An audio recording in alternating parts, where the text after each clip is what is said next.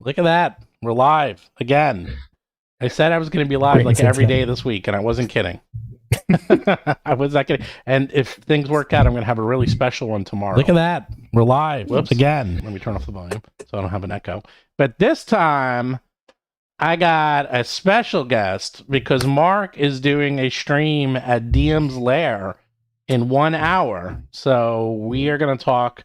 We are the opening act for Mark and DM's Lair. I'm happy to take that role. Yeah, fine by me.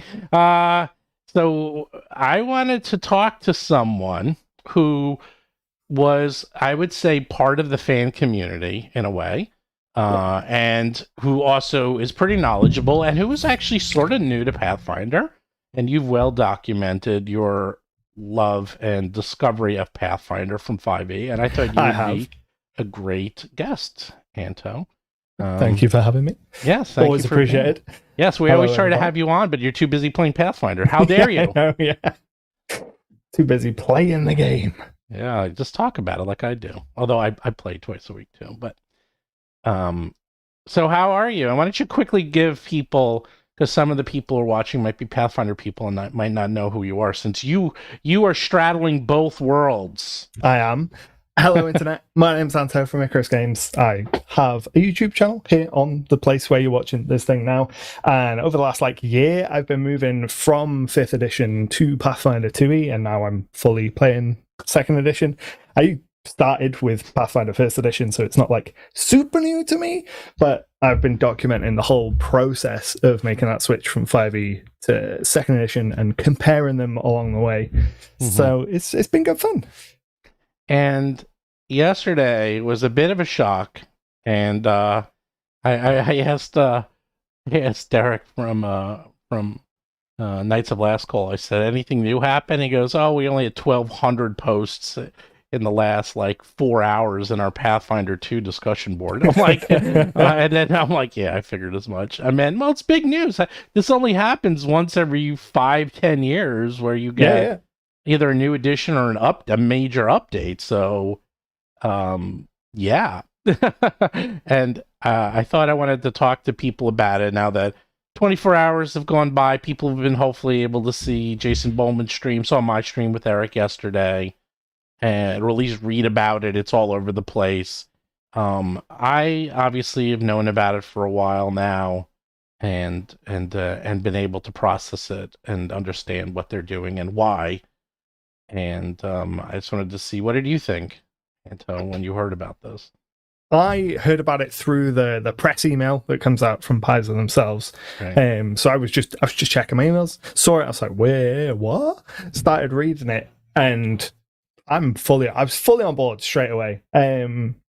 Everything, I've watched a couple of the streams about it, read the press release, and kind of skulked a little looking at what's been said, and pretty much everything that I've seen about it so far I'm excited by, even if it won't necessarily impact me directly straight away. All sounds like good stuff. I'm excited to see where it goes with it. Mm-hmm.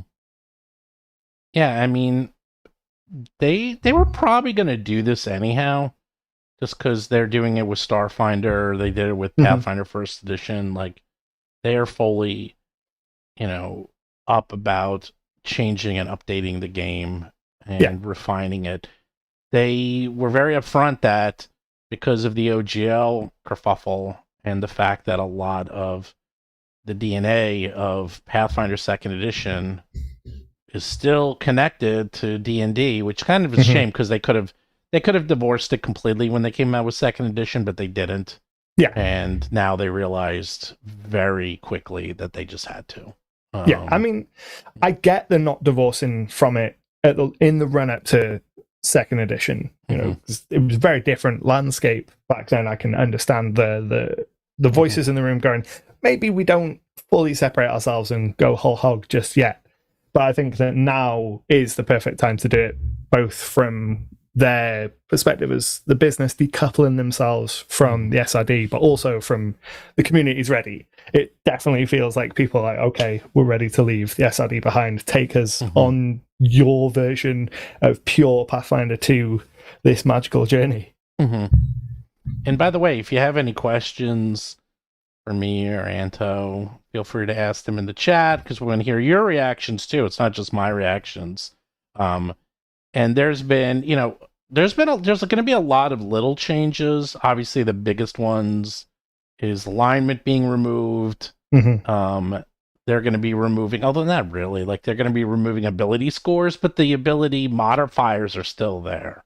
So that almost I think is a non-issue because it's still there.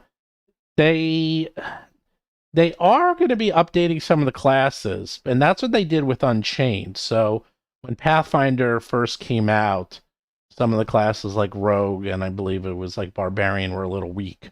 And then they did these Unchained versions, which were significantly better to the point that you could play either one, and you would just say, "Are you playing a regular rogue or an Unchained rogue?" And and they would say an Unchained rogue, and it's going to be the same thing. Are you playing a regular bard or a remastered bard? And you can play both. There's no reason why you can't. But they are going to be refining it. And what I find fascinating is that so many other games, biggest one is Magic the Gathering, and I'd say video games and MMOs, they continuously are iterating and changing their games. But it seems to be such a non-starter or something people don't want to do in role-playing games, and it forces you like, well, you have to have a new edition. Like Warhammer obviously does this constantly. And part of that is a money grab because then they can, reset the game. And then force everyone to buy new things. But can't it just be we're just updating the game because we have 4 years worth of research now and we know how people play it and we've heard a lot and we just want to make the game better for everyone? Is that allowed? I'm fully on board with like iterative updates. I got started in the tabletop space with Games Workshop and with Warhammer, so I'm very familiar with like regular edition changes. Right. But the concept of just being like, hey, we're in a different place than we were a couple of years ago. Let's update the game and make it a little bit better. And it doesn't have to be a huge reset of absolutely everything.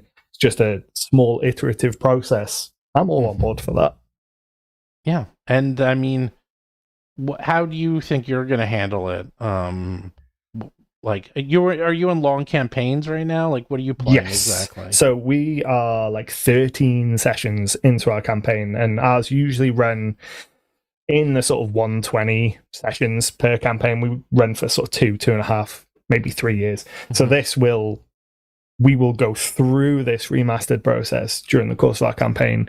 And I imagine the way I'll handle it is just say to my players, hey, if you are currently playing a class that is getting a remastered one and you want to remake your character at this level with the same gear, but, rebuild it as a remastered one, go ahead.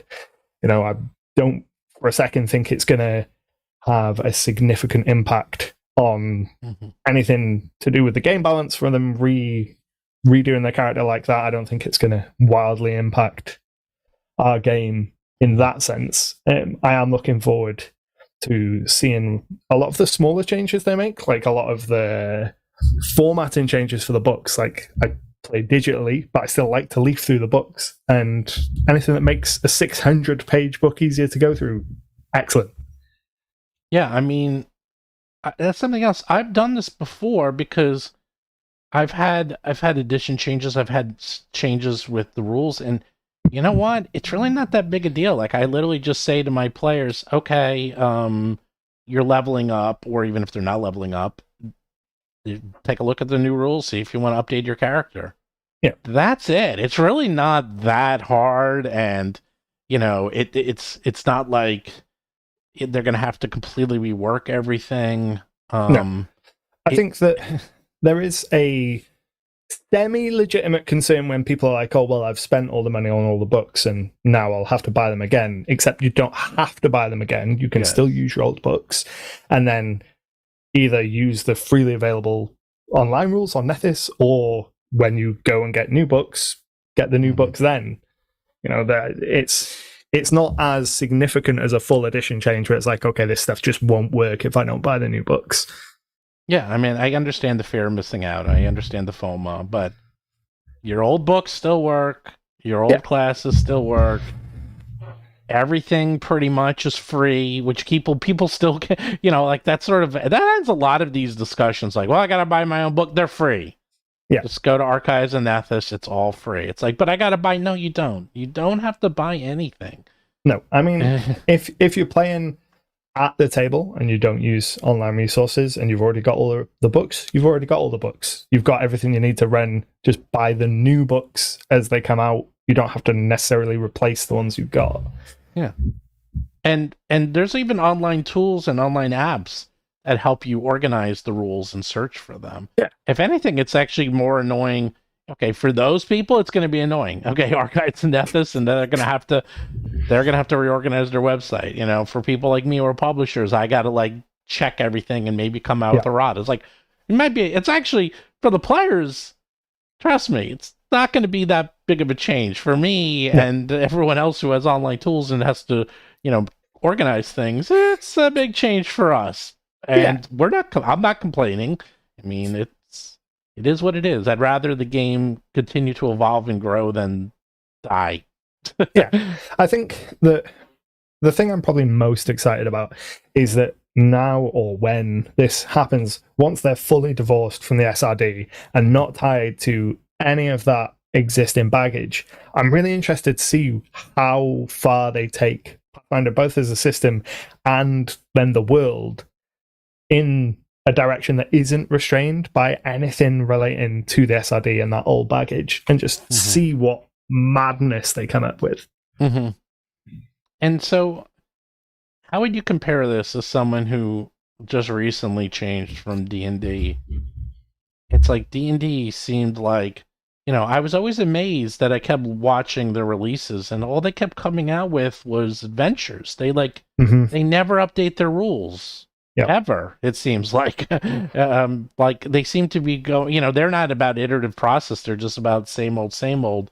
And 10 years later, I mean, obviously they're talking about their new version next year, but it seems like they were totally happy with keeping things, no matter how broken they were, in the old versions.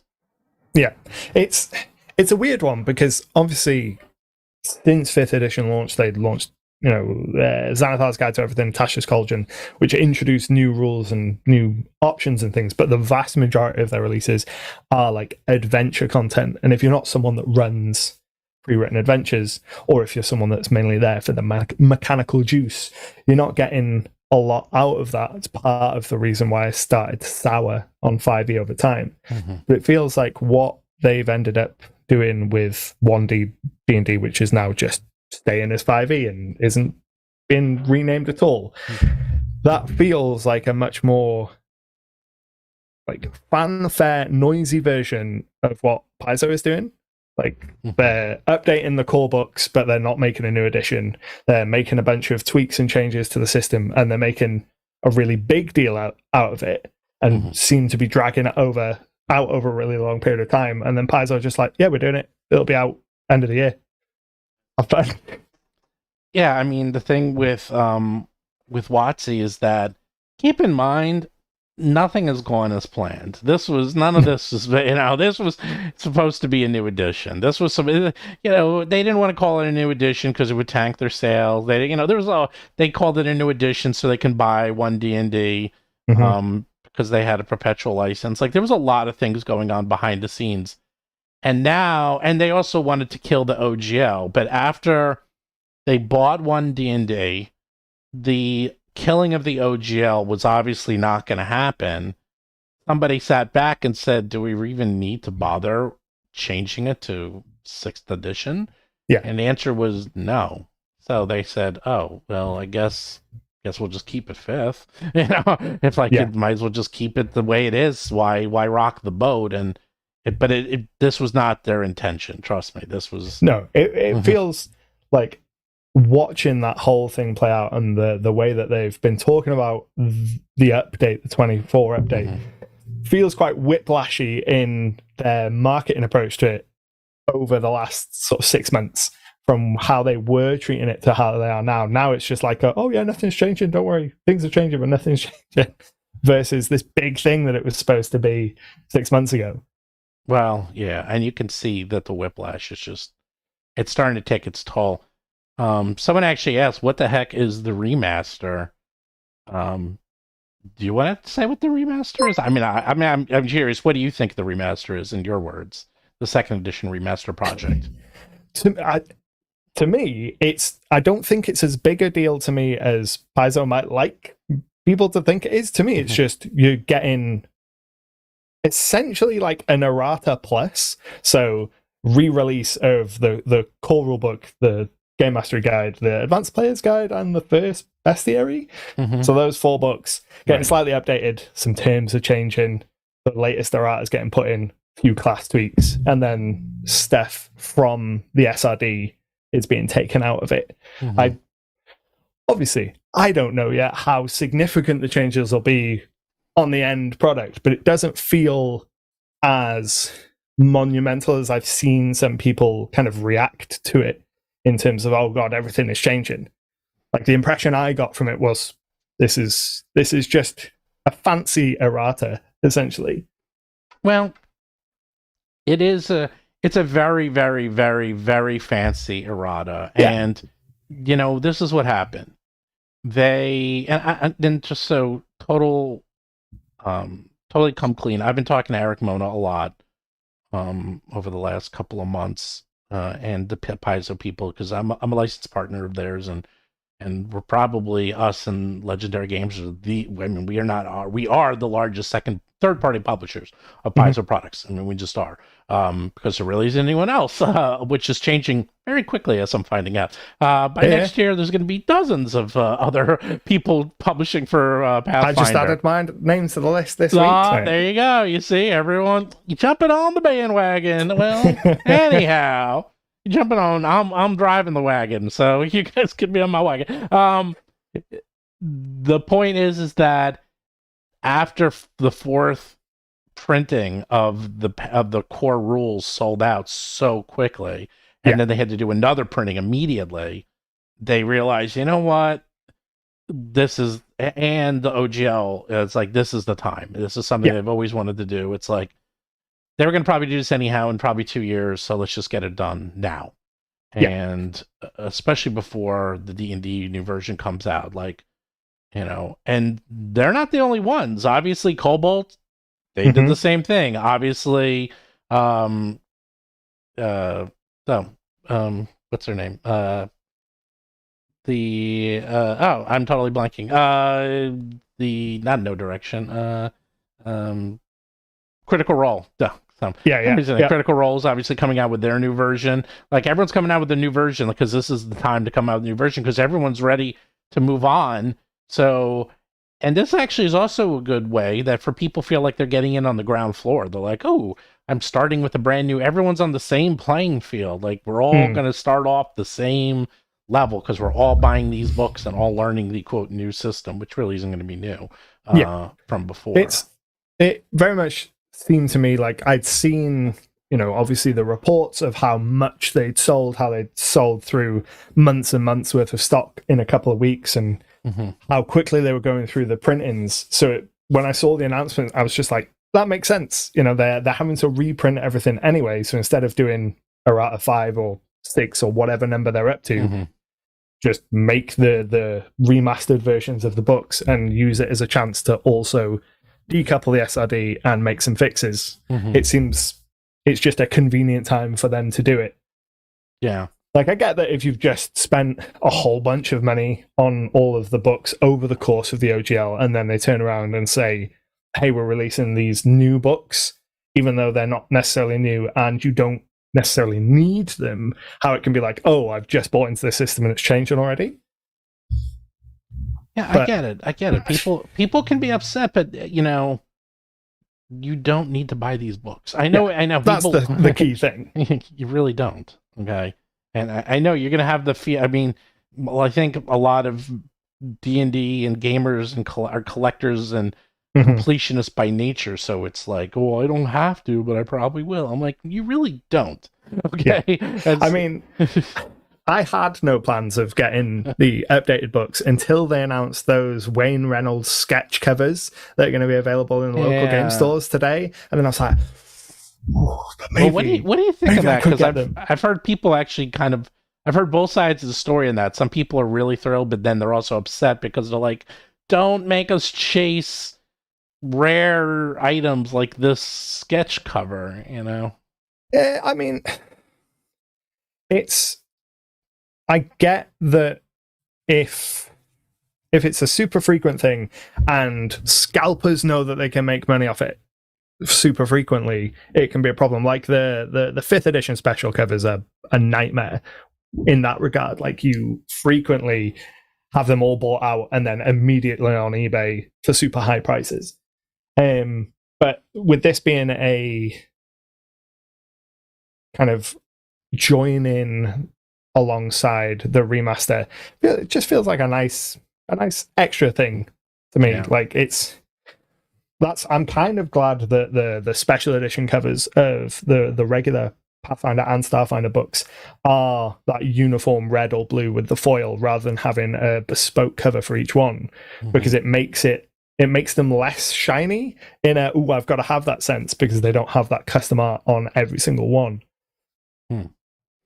Well, which is what I think drives in the 5e versions. Well, they also, if you read, you're only going to be able to get them at flags, at game stores, and only for the first 120 days. Yeah, which is actually kind of a long time to pick up special edition covers. It covers several wage packets, so if you want it, you should have the opportunity to get in on it. And I think it's very good plan. We had a question, so if you have super chats, we'll answer them. It might take me a while. Creative Burst for $4.99. I said, do you think Divine Lance will become like Disrupt Undead, that they will only affect monsters like fiends? So Divine Lance, if you don't remember, it's a cantrip. You unleash a beam of divine energy and you lose the alignment of your deity, like chaos, evil, good, or law, and you can't cast a spell if you don't have a deity, blah, blah, blah. And it's a spell attack roll against the AC, and then if you do, you do 1d4 plus your spellcasting ability modifier. So it's like, it basically is Disrupt Undead. Yeah, I like to think of it, or the way that my group's Oracle uses it, is a detect evil spell. I'm going to fire a Divine Lance at this thing to define out whether or not it's evil. Really? Wow, that's funny. I never thought of that. We don't have clerics. Actually, all my games, they don't even have healers. They're insane. My games, these guys are tough. They use potions and scrolls, and that's it. Oh, yeah. They're like, we tough it out. That's not true. They've won, but their healer is not a cleric. It's usually like a witch or a wizard who took a dual classing or something. Like, it's something on the side. No one ever went. You know what? Because no one ever wants to play the healer. That's the problem. The thing to take away from that with the alignment, and I saw some clarifications today, because people were wondering, are they going to take alignment and just rename it? And one of the design team members said, no, it is dead and gone forever. So the thing Eric said yesterday, though, is that it's going to be like attack of opportunity. Creatures that need it will have it. But otherwise, 95% of creatures, or 98%, don't need alignment-related damage at all. Therefore, and I'm in the design stream yesterday, I'm sure they mentioned one aspect of it will be replaced with holy and unholy tags, right, as kind of a cosmic morality version of it. So I imagine that there's a good chance that a lot of undead will have unholy tags. Given the nature and the history of necromancy and the way that they are brought back to life, it seems reasonable to assume that some of them might have unholy as a tag. In which case, if Divine Lance targets unholy creatures, it'll work. Right, and they're not evil; they're unholy because they're undead, which makes sense. In there, it's not tied to alignment in any way, shape, or form, which makes total sense. So I'm still skeptical. I think, yes, they're going to completely remove it from the game, but it's still going to be in there, just in a different flavor. It's not alignment. It's more of it's a tag, like you said. Like they mentioned in that design stream how they wanted it to be something that could have more nuance. which I think that this probably will have, and I'm excited to see how they play with the mechanical side of those nuances. Yeah. Versus just being like, this person is good. Mm-hmm. So to you were not that. You were like, oh, they're coming out with new books. Okay. I mean, it wasn't like that big a deal. No, I was immediately like, I'm on board with this, even if I don't necessarily get them straight away. Mm-hmm. I'm not overly concerned about the changes that they've announced making so far, and given all of the printing and the OGL stuff, it just makes sense that they would do this now. Well, the other thing is the alignment is still going to be there. I mean, that's the thing. I mean, it's going to take them a very, very, very long time. I mean, it's going to take them 3, 4, 5 years for alignment to kind of play itself out. Yeah, because when I was talking to Eric, the very first thing, and when I heard alignment, I'm like, dude, I'm literally laying out the Battles of Bestiary, Strange and Unusual right now. Like, there's alignments in there for every single monster. What are you telling me? I got to remove it all? Like, and Yeah. he's like, no. It's still there. You can still have it. We are not going to have it. Being Paizo is not going to have it. I can still have it in every one of my books, and it's still fine. So keep that in mind. Yeah, and how I imagine they would handle it potentially is over time with few already released books like Dark Archive, for example.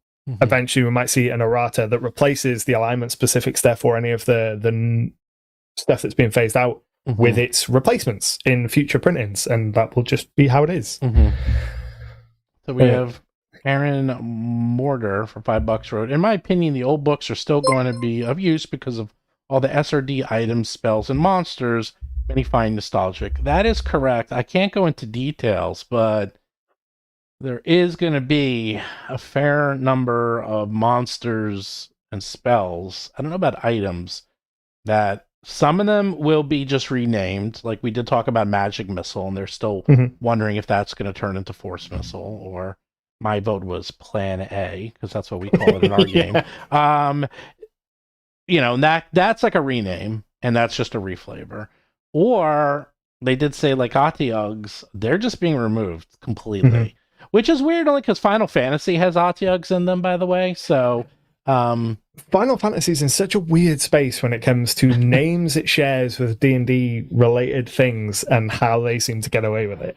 Well, they get away with it because they're in Japan and no one seems to care. Yeah. I mean, that's something else.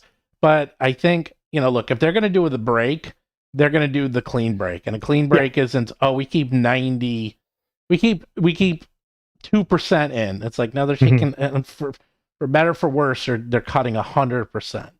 Yeah. And there are going to be monsters that are just gone forever. I think it makes sense for them as well as positioning themselves as kind of the alternative to D&D. The more things they have in common, while it's useful to onboard D&D players into Pathfinder, it's also a bit of a downside because a D&D player might go, well, I've already have these things in the game I'm already playing, why do I move over to this other system? Whereas being able to completely divorce it and go, it is completely its own thing. Here is the benefits of it and here are its strengths. Not even in relation to D&D or the SRD or these mechanics anymore. It's just, it is its own thing. And let me tell you as someone who runs the stream podcast publishing line Roll for Combat, you can force change, because when I came up with the term Roll for Combat, people were like, that's not right. It's Roll for Initiative. And I'm like, you just wait. And everyone I know now says Roll for Combat. And I was like, you see, it just sort of slides off the tongue just a little bit easier, doesn't it? Yeah.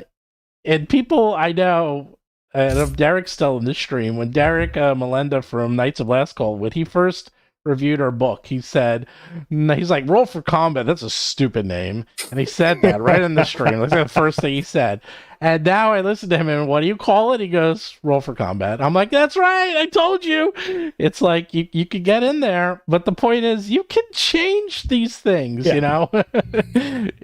These things can be changed, especially if it comes down to that. Now we're talking about like the number of syllables, and semantics, and how easily it comes off, like things like that. Like roll for initiative is significantly harder to say than roll for combat, because also the way that the words go down. So it's easier to say. For example, someone says sack of storing versus bag of holding. I think it's going to be bag of holding forever, because bag of holding. Oh, it says my OBS disconnected. That ain't good. Let's see whether.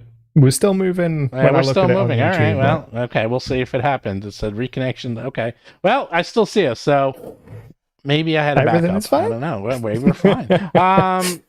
Stop scaring me, OBS. Derek said this is true. They do say roll for combat. In terms of like nomenclature and changing words and stuff, the Nephilim change for the plain text creatures, I did see that, and I had initial kind of hesitance to that, because I'm like, don't take my tieflings away from me.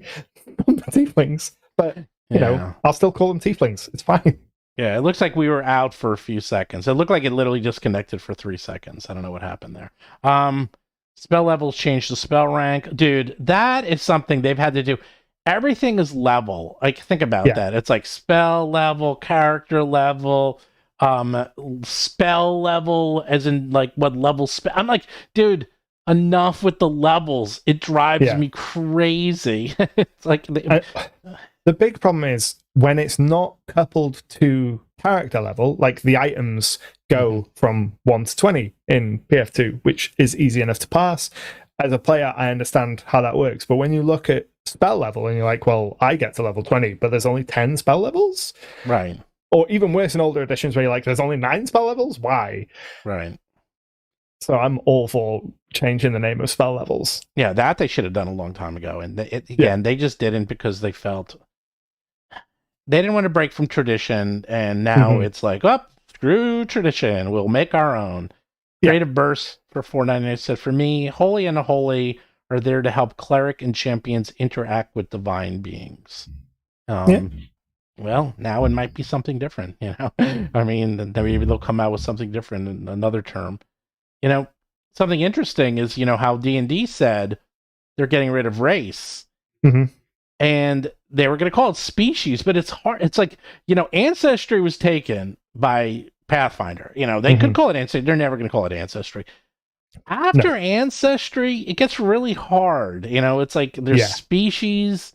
That's what Starfinder uses, I believe. It's like, that one's okay.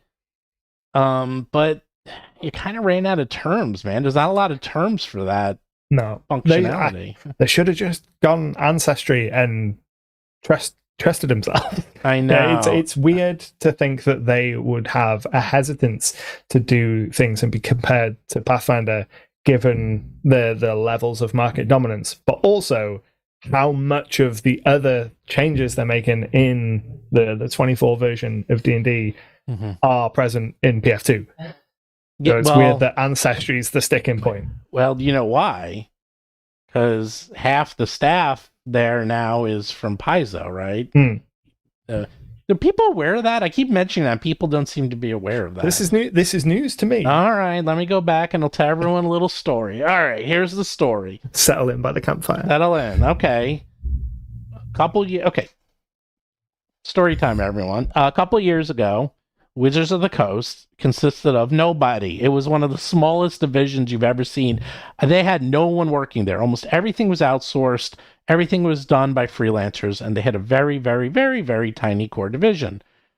However, both Wizards of the Coast and Paizo are both based in Seattle. They're very close to each other. And this is before the pandemic.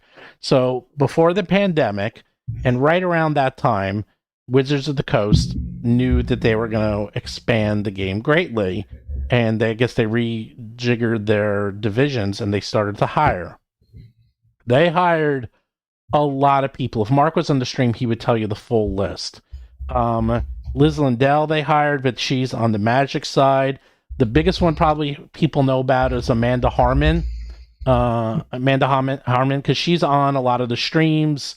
She is pale skinned, has long black hair. She actually worked at Paizo, and she was in charge of Starfinder for a long time. Then she switched over and went to Kobold Press.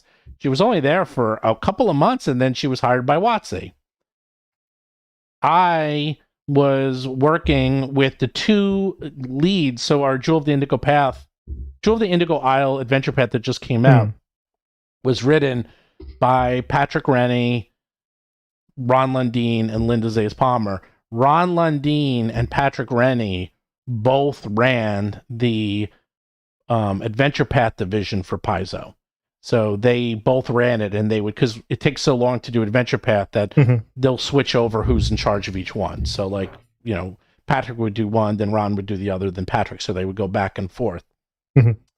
Both of those people were hired by WotC. Okay. They both were hired and snatched away in like within months of each other or weeks of each other. Mark was about to take a job. Mark Zeifter was this close to taking a job at WotC when I hired him instead. So it was either he went to WotC or he went to me. And then there's others, there's other people who went there. But the point is like, this is some of their senior staff, and they all went to WotC, and there's a lot of Paizo employees there. And with some of the changes I saw in the recent playtest, like the shape shifting for the paladin, sorry, not the paladin, the shape shifting for the druid, that is such a Paizo game mechanic. Like as soon as I saw that, I'm like, I guarantee a Paizo person wrote that, because that's how Paizo would do it. And I could smell that. Like I can start some of the stuff, I can smell the Paizo influence on, just because I'm, just talking to Mark and seeing how game, design works, and being a game designer, like you can kind of see it after a while. And that alone is fascinating, because that is really interesting, especially when you consider with a team how small it will have been at Wizards and who that team will have been versus being now surrounded by kind of Paizo-minded people. I imagine it must be quite difficult for the existing kind of design team or the pre-existing design team at WotC to be like, this is very much not how we've been doing things. Well, the thing is, everyone's friendly. Like, everyone's friendly to each other. The designers are all friendly, and they all live right near each other, and they all know each other, and they all hang out with each other. There was no animosity. Okay, I got to be very careful here, because I have things I shouldn't say. I'll be very careful. I'll just say there's no animosity between the game designers, between the two companies. I'll leave it at that. They all know each other. They all hang out. They're very, they're this. I mean, and more importantly, who else can you talk to about this? Like, it's a very small community. If you have problems with your day job about making an adventure, who else are you going to talk to about this? Yeah, the community is incredibly small. Yeah, exactly. Like, so they get along very well. And I actually, I see Amanda a lot. Like, I see her at pretty much every convention, and we talk all the time. And again, and she didn't work for me directly. But, it's like, the stuff she does at WotC is just different, but it is very similar.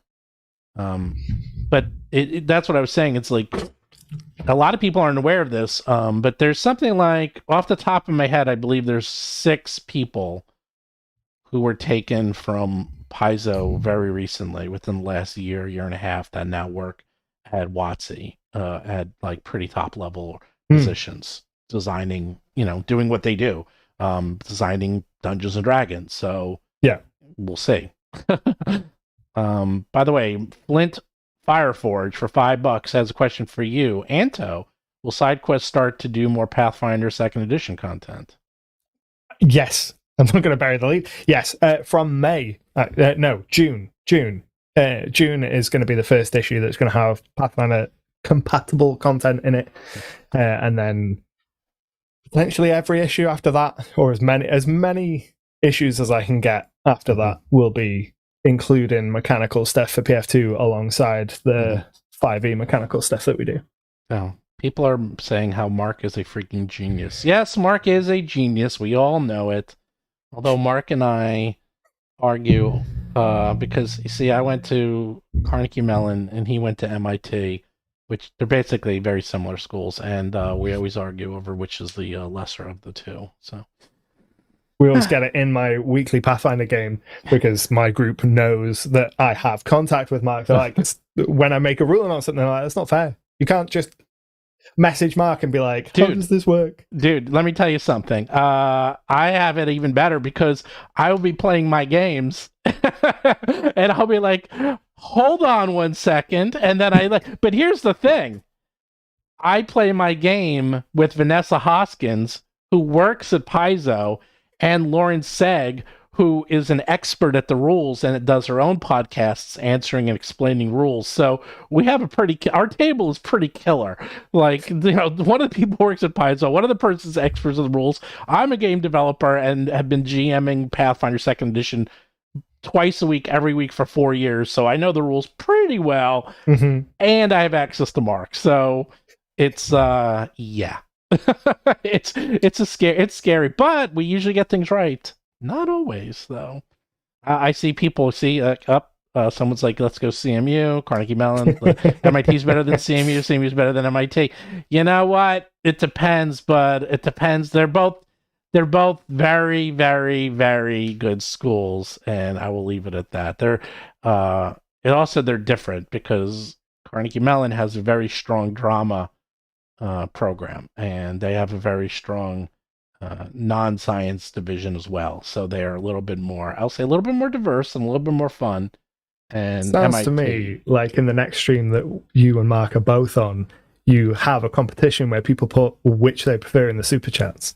And see who wins at the end. That could be. But Linda Zayas-Palm, his partner, also went to MIT. So it's 2 against 1 often, but whatever. Yeah, it's they're both. Yeah, Mark's there. Oh no, look, Mark is saying both schools are great. He got into CMU, but decided MIT because I wasn't 100% sure I wanted to go into comp sci. Say, look, Mark is he's ever present. And always watching. Always hovering. Steve would fight a Pinkerton knowing his background. I would fight a Pinkerton. And in fact, if you listen to the podcast from 2 days ago, my house, someone who was wanted by the FBI and Secret Service and police rang our doorbell, and we had to call the police on them. And I was thinking, and I was actually preparing for my session, and I was sitting here, and my front door is right there, and I was thinking, man, I don't have anything like a baseball bat or anything in here. So I literally said, I have to grab the largest book I have to fight him off, and that's the core rule book. And I would have just smacked him with this freaking thing. I'm like, you do some damage with the core rule book. That's what I'm saying. It's like, there's not a lot of books back here that would have done some damage, but that would have done some damage. Lauren's podcast, if you go to No Direction, she has a podcast which she does with Jess, and she answers questions and goes over like lore or specific character classes in depth and detail. It's called Divine Divination? No, what's it called? She's changed her name a few times, so just bear with me. I'll look it up. Oh, look at that. Between RN Jesus VTuber. $10 between Steve and Mark. I have to choose Steven. Thank you. Everyone chooses Mark, so I'll take it. Mark and I work very, very, very, very, very, very well together. He and I are very much legend lore. That's what it's called, legend lore. So, yeah, she does it's weekly she just did Aimide recently, and she'll go into a deep dive on a specific subject. And she used to, there's someone wrote it, legend lore. She used to ask, she had a different column before that, but she's great, and she's a lot of fun. And she's in my podcast as well. Yeah, a couple people said legend lore. Thank you. One thing I have found quite interesting in the last 24 hours, talking to people about the announcement of the remaster, is there seems to be difference in the way people have kind of reacted to it, depending on how much they are in the kind of design space. So I was talking to some of my players about it yesterday, and they were like, yeah, cool, fine, whatever, it'll be what it'll be. But most of the design minded people that I've spoken to are much more interested in it than a lot of the casual players that I've spoken to about it. They're like, oh, we're here for the crunch and how the crunch has changed. Yeah, it's not changing. It's just getting reorganized. Someone said Steve and Mark have Kirk and Spock energy. And by the way, someone here, Lance, wrote, Anto, love your work, brother. I left D&D a while ago for Pathfinder Second Edition. I'm glad you're covering it. Thank you very much. Me too. What are you doing for Pathfinder? What's going to be in your June issue? I'm curious myself. It's going to be a monster based on artwork that got produced for the Monster Mash that we did with Jessica in February. God, that feels like so long ago. And then there's going to be some weapons, I think, and I can't remember what else. I'm still fully in May issue in my brain, so I can't remember all the things. I'm excited. It's been a long time coming. I've been holding off for issue 25 so that I could publish issues 13 to 24 as an annual and not have any PF2 content in there, and just be like, here, you just get all 5e stuff. And then the next annual would be, here, you get both. Oh, you're dipping the toe in. Yep. Gonna do the Pathfinder stuff. Well, it's about freaking time, man. Like, ever since I made the first video talking about Pathfinder, people have been like, are you going to make Pathfinder stuff? And I've been like, yeah, once I have any level of familiarity with the system. I didn't want to be like, hey, I've just read the core rulebook, here's something I made. I wanted time to percolate on the rules and digest and learn. Yeah, the thing about Pathfinder is, and this is actually why I hired Mark, is that the engine behind Pathfinder is extremely well designed and it's extremely well laid out, but it's very tight. And if you go outside the tightness, people can tell very quickly. And I've seen this happen quite a bit, is that for better or for worse, it's a very tight system. And like there's also unspoken rules. Like, for example, I've seen this happen a lot, is that people are like, well, I have a character with 4 arms, so I can use 4 weapons. The answer is like, nope, I can only use 2. Don't do it. And it's like, well, why? It's like, because that's part of the math. And for better or for worse, part of the math is, part of the design is you can only use 1 or 2 hands. It's like, well, I got a tail. Can I do that? And the answer is nope, you can't. And there's also unspoken rules, like when do you start flying? I think it's usually around 9th level. Like, like there are certain times when things start to unlock at certain levels, and that's when things, quote, get broken. And these things aren't necessarily spelled out.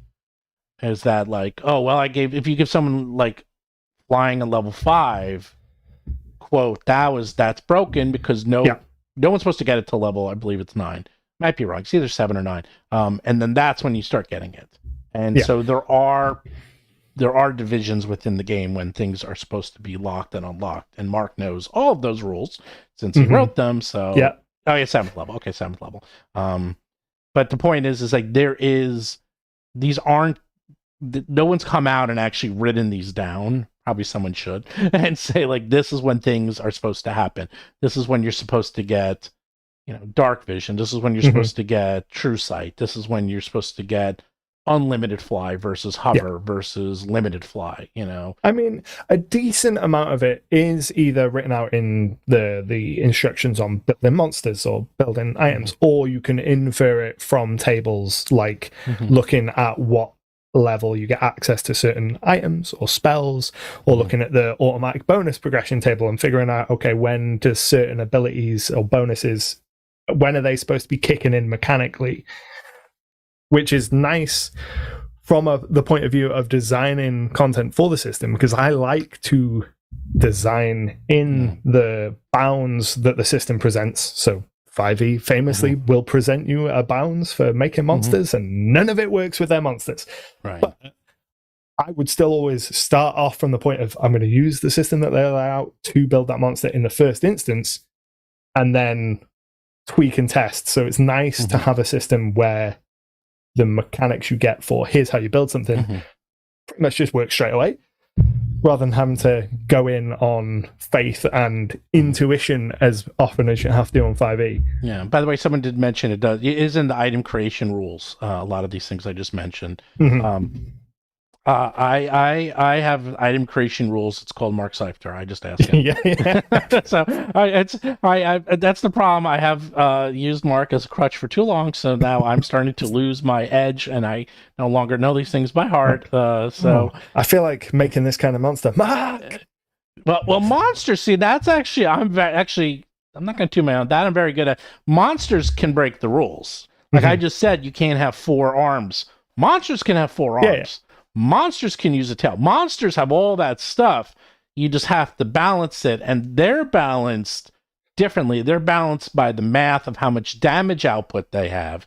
Yeah. So if you give something 4 arms, that's fine, as long as the damage output on the 4-armed monster is the same as a 2-armed monster, more or less the same level. You go crazy. Yeah. That's allowed because the monster is rules upon themselves. So you're allowed to do that.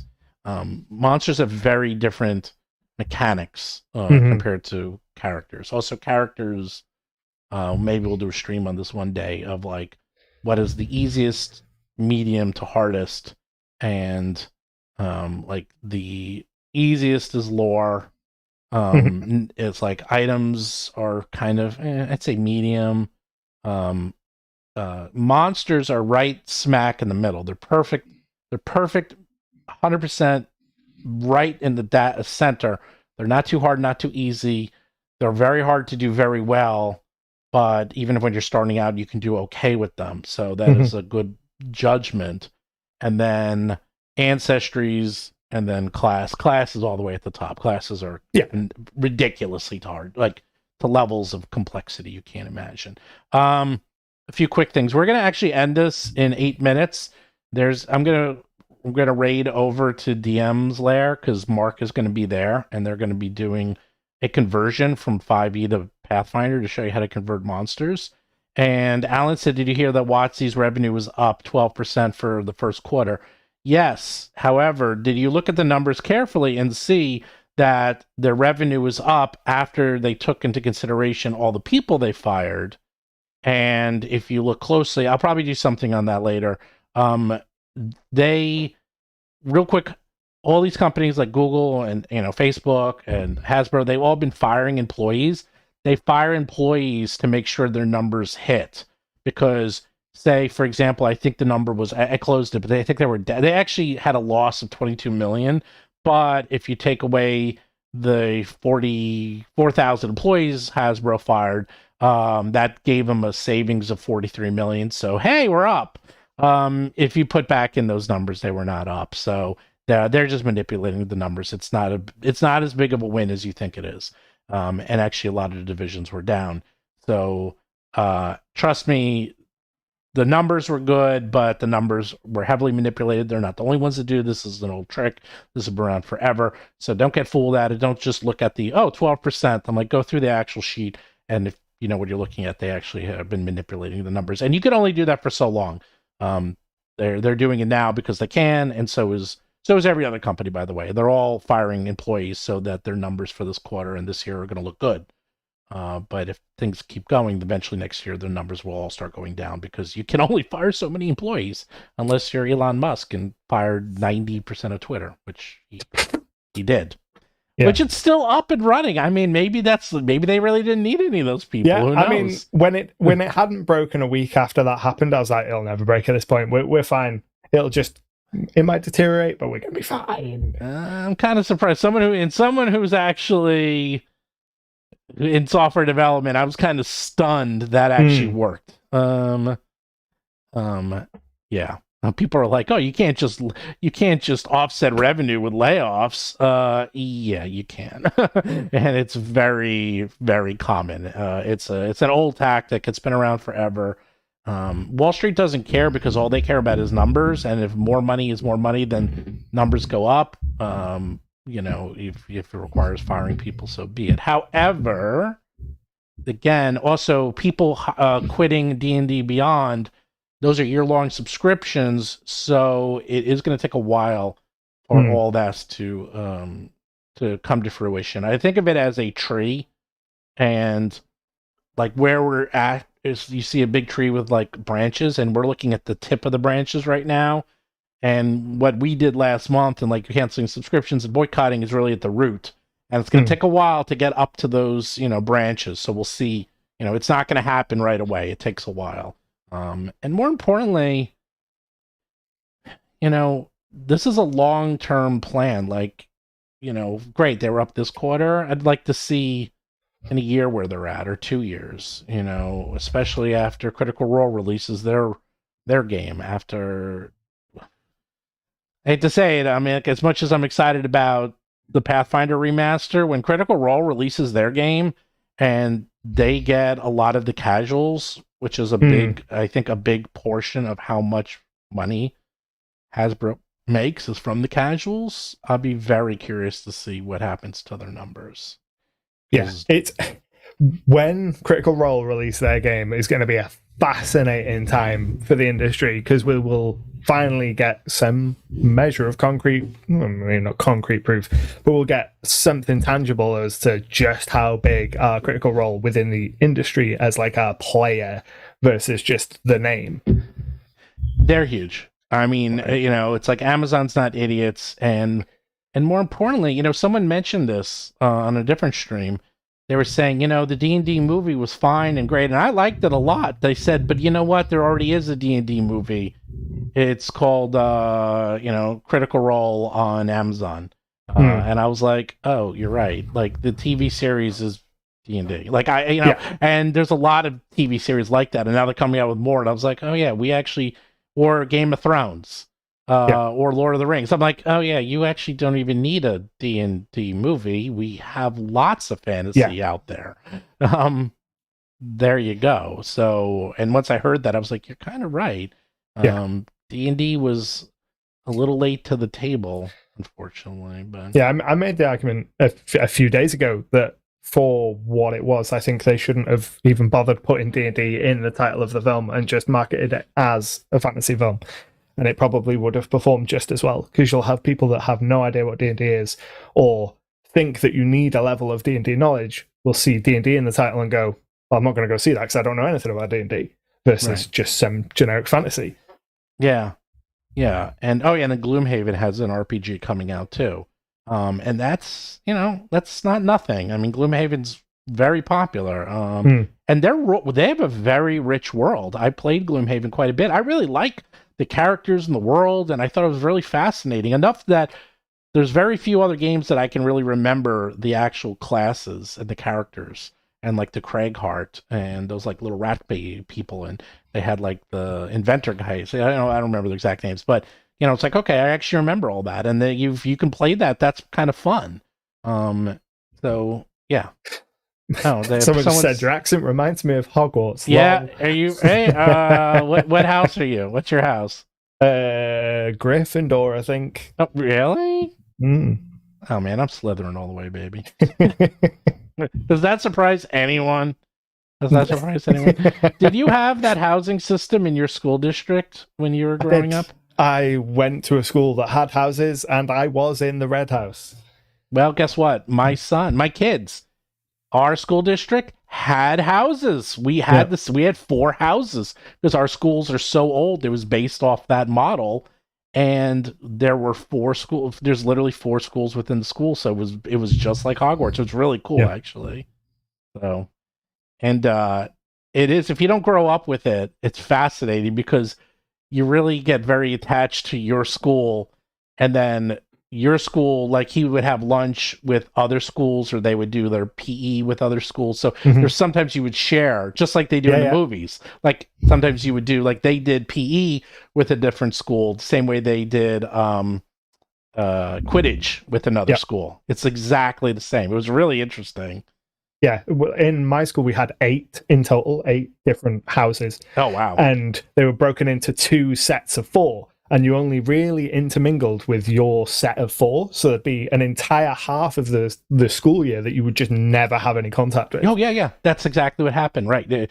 Adam, my son, they would be in their house, and then maybe one of them. That's it, and they would never have contact ever. Which actually ended up being a problem because they would be friendly with someone, and then they would go to 6th grade, and then they would never see them again if they were not in their house until high school. Well, anyhow, thanks for being on the show. I know you're going on vacation, or holiday, as you like to call it. Holiday. Well, I'm coming to America, so it'll be... Oh my God, where are you going? It's vacation. We're going to Disney World. Oh my God. Disney World, Florida, for 2 whole weeks. I'm so excited. Really? Actually, well, I'll give you some tips. I'm a bit of I used to be a Disney file. I'm not so much anymore, but I still know a lot of tricks. So I'll give you. I just was talking about this on the other stream the other day. But we're going to stop this stream, and then we're all going to go over to DM's lair, and you guys can watch this. So you don't need to do anything. I'm going to stop the stream, and it'll just magically teleport you over, and you can see what's going on over there. Well, let me know if you ever come to the New York area, and we can meet up. Hell yeah. All right. And I might go to UK Games Expo if you're going to that. Do you go to this year or next year? This year. Because my budget has been wiped by my Disney. All right, someone asked me about UK Games Expo. I was like, oh, well. All right, well, maybe we'll see. All right, thanks for joining me, and thanks for having me. And I'll see you guys probably tomorrow. Catch you there, folks.